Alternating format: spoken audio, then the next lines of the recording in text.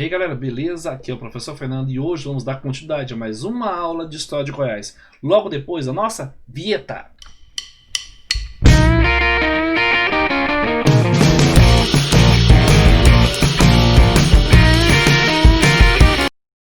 Bem, meus queridos, minhas queridas, hoje vamos dar continuidade a mais uma aula de História de Goiás e vamos falar sobre o movimento populista em Goiás, especificamente do governo Mauro Borges. Mas antes de continuar, dá o seu like, compartilhe, inscreva-se no canal, vamos fazer o canal crescer, vamos ajudar a que essa aula chegue no maior número de pessoas possíveis. Beleza? Vamos lá? O governo Mauro Borges, podemos falar que era um governo inspirado no chamado Plano de Metas de JK. Procurou então atingir alguns objetivos do seu plano. Aceleração do processo de acumulação de novas empresas com o intuito de reduzir os conflitos sociais da década de 1960, especialmente em Goiás. Mauro Borges elegeu-se pela sigla do PSD, partido comprometido com os grandes proprietários de terra. Seu plano de governo conseguiu a unificação de forças políticas de Goiás até então. Buscou apoio e aliança, principalmente com as classes subalternas do campo, fundamentando a proposta de reforma agrária. Até então, controlada a partir de sistemas de colonização combinando agro-urbano. Então, ele vai buscar, dentro de uma prática populista, uma ideia e uma ajuda do homem do campo, do pequeno proprietário rural. Ok? A proposta, então, de reforma agrária de Mauro Borges se inspirou na experiência israelense dos chamados kibbutz, experiência de produção cooperativa e coletiva, cuja terra era comprada, reafirmando a ideia de propriedade privada da terra. Durante seu governo, terminou a construção do Aeroporto Internacional de Goiânia. No setor agrícola foram fundadas duas colônias, os combinados agro-urbanos, sob patrocínio da INIC, Instituto Nacional de Imigração e Colonização. E esses núcleos foram criados ao longo das rodovias Belém-Brasília, como mostra o mapa, amenizando o êxodo rural e beneficiando o homem do campo e servindo como suporte comercial à futura capital do Brasil, fornecendo gêneros alimentícios. Aí você me pergunta, professor, mas esse êxodo rural quer dizer que mesmo com a ideia de reforma agrária, que nós vamos ver mais à frente no governo dele, vai ter pessoas que irão concentrar a terra em suas mãos. Então eu vou ter um grande proprietário de terra comprando a terra e o pequeno, não tendo mais como se manter naquela terra, vai entregar essa terra ou vai perder essa terra, possibilitando o quê? O que nós chamamos de êxodo rural. No setor energético foram construídas as obras da usina do Rochedo e de Cachoeira Dourada. Goiás, podemos falar, que efetivou-se a marcha para o oeste. Integrou-se ao resto do país como fornecedor de matérias-primas, alimentos e como mercado consumidor, usando a infraestrutura básica energética e viária. A reforma agrária foi uma tentativa de solucionar os graves problemas sociais decorrentes do avanço da fronteira econômica. Bolsa de terras, colonização de imigrante. Mas a estrutura agrária continuava intocada, devido ao que a maioria das terras está nas mãos de uma minoria. A ideia, o cooperativismo, foi a opção para propiciar econômica e tecnicamente uma produção moderna. Para isso, a área mínima para a reforma agrária era de 30 alqueires e o máximo 200 alqueires. Os preços estavam sujeitos a acréscimos e eram proporcionais ao tamanho da glebe e à sua proximidade dos centros urbanos. Para a execução desse projeto foi criado o Instituto de Desenvolvimento Agrário de Goiás, o IDA, órgão esse que foi extinto em 1991 pelo então governador Íris Rezende Machado. O IDA ele era responsável pela questão da posse e uso da terra, e para poder realizar seu serviço existiam mais 3 órgãos abaixo dele: o CAESGO, Companhia Agrícola do Estado de Goiás, o CASEGO, Companhia de Armazéns e Ceros do Estado, e ainda o CIAGO, Companhia de Abastecimento do Estado de Goiás.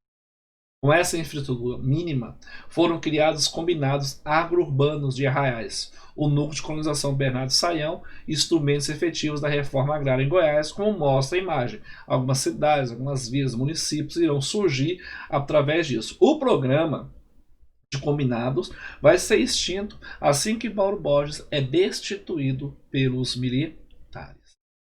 Com isso, podemos destacar durante seu governo, você que está estudando freneticamente para concurso público, as chamadas lutas camponesas.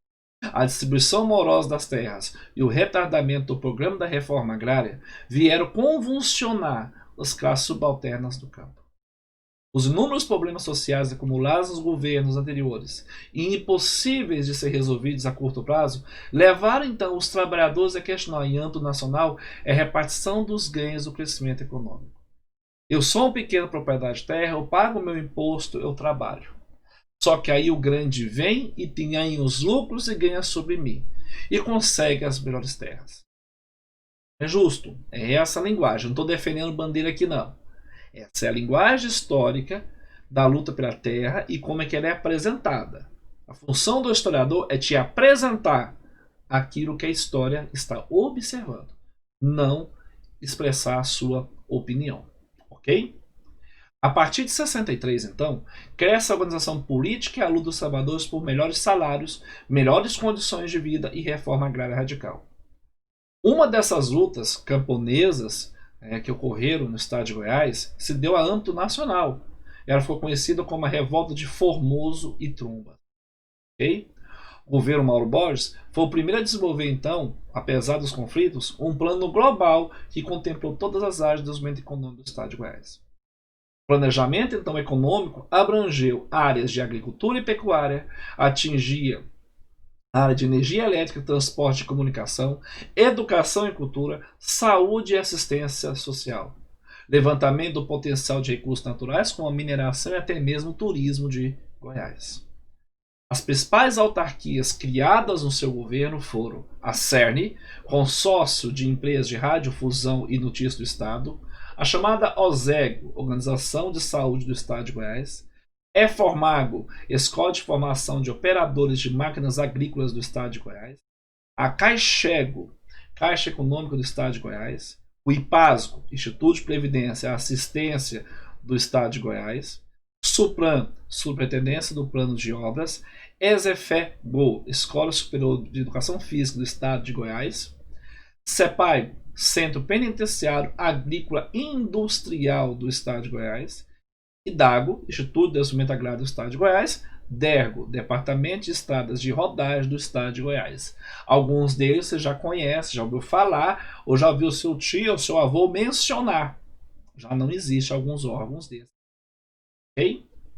Além dessa autarquia, existiam as chamadas economias mistas paraestatais, como a chamada METAGO, Metais de Goiás, a CASEGO, Companhia de Armazenagem de Sírios do Estado de Goiás, o IQEGO, Indústria Química do Estado de Goiás. E aí destacamos o IQEGO, que prestou bastante importante serviço ao Estado de Goiás, à população de Goiânia, na produção de medicamentos básicos com preços acessíveis. Ok? O plano de governo Mauro Borges foi então possível de execução em dois fatores. Vivendo aquele momento, final dos anos 60, por que será? Anota no seu caderno. Primeiro, a expansão do capitalismo no país, que exigia a maior integração de Goiás no processo econômico que fortalecia a intervenção do Estado. A principal base de apoio do governo consistia na organização dos trabalhadores rurais. A levou a possibilidade de questionamento da estrutura de poder dos grandes proprietários de terra. Tendo essa base, ele conseguiu fazer essas reformas, essas ideias.